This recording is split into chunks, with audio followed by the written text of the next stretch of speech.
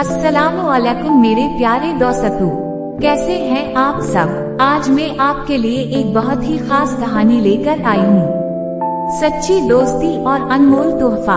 एक पुरसुकून और खूबसूरत सा गांव था जहां दो गहरे दोस्त रहते थे, अहमद और बिलाल। दोनों का बचपन साथ गुजरा था, एक ही स्कूल में पढ़ते थे और एक दूसरे के साथ हर खुशी व गमी में शरीक होते थे। वक्त का पहिया घूमता रहा।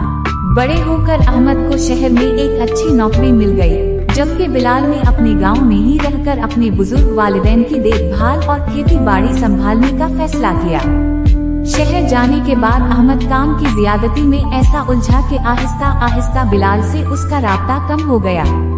कुछ साल गुजर गए। अहमद ने अपनी मेहनत से शहर में खूब नाम और दौलत कमाई, लेकिन वो अंदर से हमेशा एक अजीब सा अकेलापन महसूस करता था। उसे महसूस हुआ कि दौलत सब कुछ खरीद सकती है, लेकिन बचपन की वो बेलौस दोस्ती और सुकून नहीं दे सकती। एक दिन छुट्टी मिलने पर उसने फैसला किया कि वो अपने पुराने गांव जाकर बिलाल से मिलेगा। जब अहमद अपने गांव पहुंचा और बिलाल के घर का दरवाजा खटखटाया, तो बिलाल ने सामने खड़े होकर उसे देखा।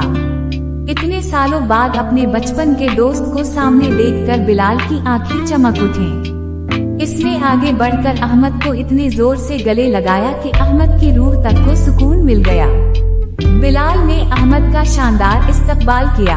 शाम को जब दोनों दोस्त पुराने आम के दरख्त के नीचे बैठे चाय की प्याली के साथ बचपन की यादें ताज़ा कर रहे थे, तो अहमद ने उदास होकर कहा, बिलाल, मैंने शहर जाकर बहुत दौलत कमाई, बड़ा घर लिया, हर ऐश व आराम की चीज मेरे पास है, लेकिन जाने क्यों मेरे दिल का सुकून कहीं खो गया है।